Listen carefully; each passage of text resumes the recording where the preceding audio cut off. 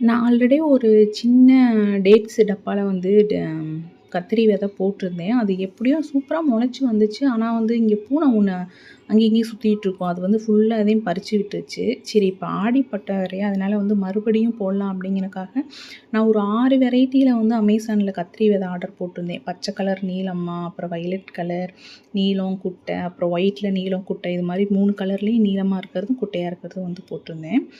இப்ப எல்லா ஒயிட்ட தவிர ஒயிட்லேயும் லைட்டா அந்த நீளமா கத்திரிக்காய் மட்டும் போட்டிருக்கேன். மத்தபடி வந்து எனக்கு ஒயிட் அவ்வளோ பெருசா அதில இன்ட்ரெஸ்ட் இல்ல. அதனால மத்த 4 விதையும் வந்து அப்படி லைட்டா போட்டு விட்டுருக்கேன். நான் போன டைம் கொக்கோ பீட் அதிகமா போட்டு ஒரு வேளை சாஞ்சிருச்சா என்னன்னு தெரியல. அதனால இந்த டைம் வந்து ஈக்குவலா பாதி மண்ணு, பாதி கொக்கோ பீட் அந்த மாரி வந்து மிக்ஸ் பண்ணி, அதில ஒரு 10 விதை போடுறேன். விதை எல்லாமே முளைக்கும்னு சொல்ல முடியாது. பாதி தான் முளைக்கும். இது எப்படி முளைக்குதுன்னு சொல்லிட்டு நான் முளைச்சதுக்கப்புறம் சொல்றேன். மேல ஒரு கெட்டியான ஈர துணி போட்டு மூடிரலாம்.